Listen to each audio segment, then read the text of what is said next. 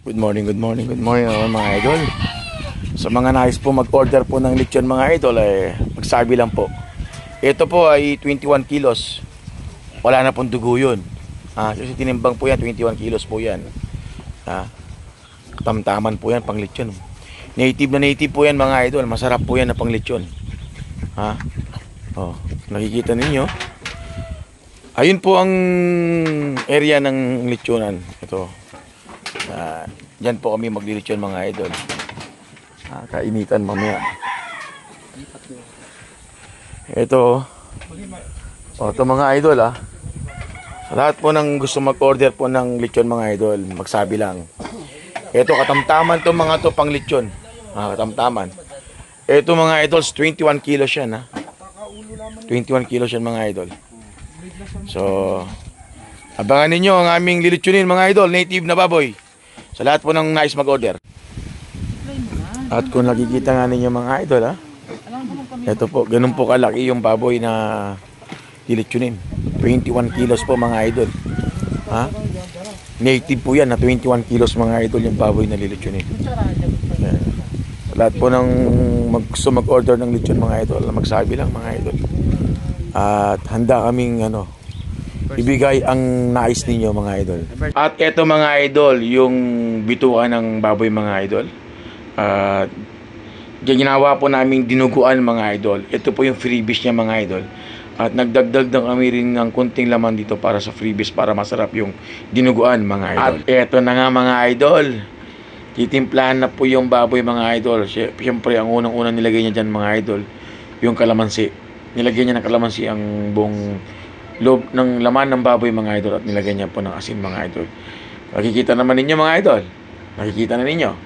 Yan. Binidbaran po ng asin.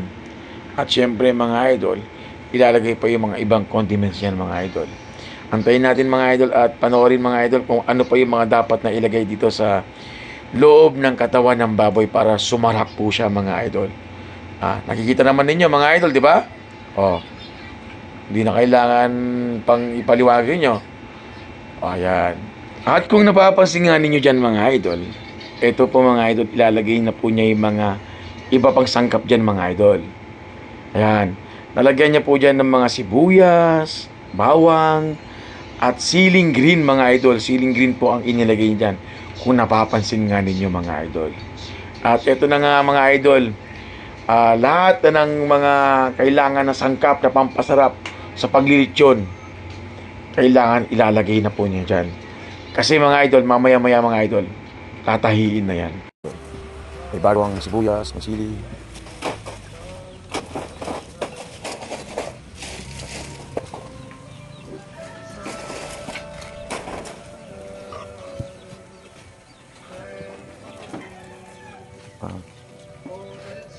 Pagkatapos yan mga idol, pag nilagay na lahat, tatahiin po yan mga idol.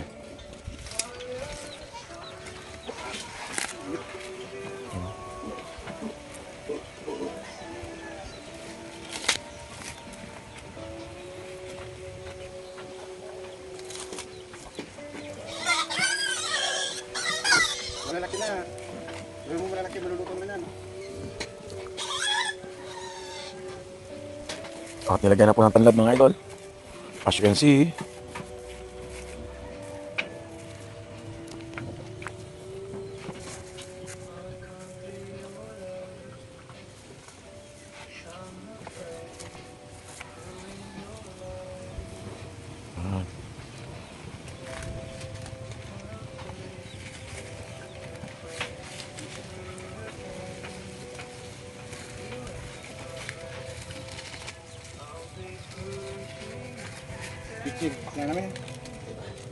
lalagyan natin mga pagdimas mga idol.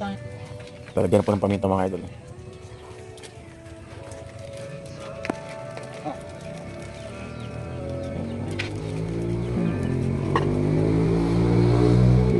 Ganyan po ang pagtimpla ng lechon mga idol. Dahon na laurel. Yan.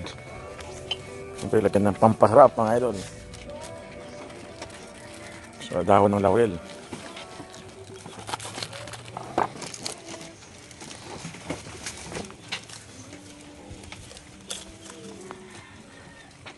Siyempre mga idol, nilagyan ng ginisa mix mga idol. Oh, yan ang sikreto dyan mga idol.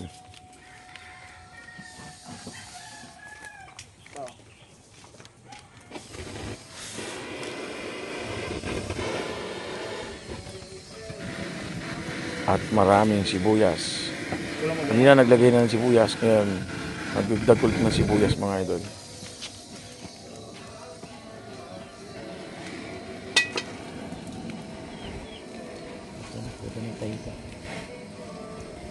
At tatahiin na po mga idol. Tatahiin na po yan. At ito na nga mga idol, tatahiin na po na nila. Yan. Dito lumikit naman. Namatay, namatay. Yan, yan, yan. Dito, para. Dito, para mo. Para kahit ano, yan lang natin dito. Yung daan.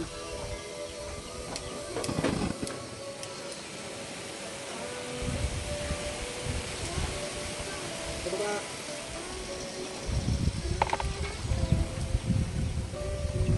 Ito na nga po mga idol.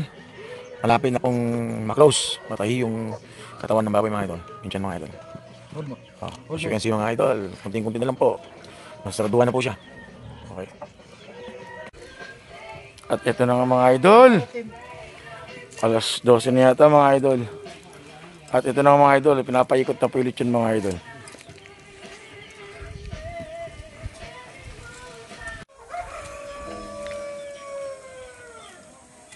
At ito na mga idol, medyo ano na, paluto na po siya mga idol. Mga 2 oras pa para maluto ito mga idol. Mga idol, kunting na lang mga idol. Pwede na pong kainin mga idol. Kunting na yan, crispy na yan mga idol. At daan-daan na lang sa ikot yan mga idol dahil pag ano, makita nga ninyo mga idol, ang ikot niyan talaga mga idol, napakapulang-pula na yung mga idol. Masarap na yan mga idol. Kunting-kunti na lang.